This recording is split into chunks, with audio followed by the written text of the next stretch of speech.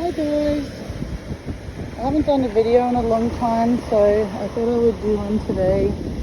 We're down at the beach and I've made this crystal grid. I did a lot of gardening this morning, so it's got some flowers and leaves out of the garden that I've pruned.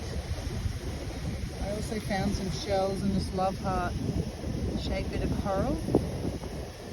So it's like a earth meeting the water element at the beach. We've got rhodonites, tumbles, inner child, and heart healing. And then the white is moonstone, rainbow moonstone. And then we have clear quartz, and some Lemurian. And then we've also got some starberry quartz as well, which is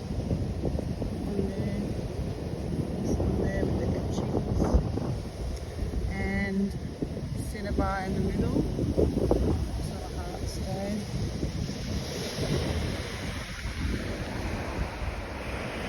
Just wanted to send you all some beach vibes, love, balance and blessings. Much love.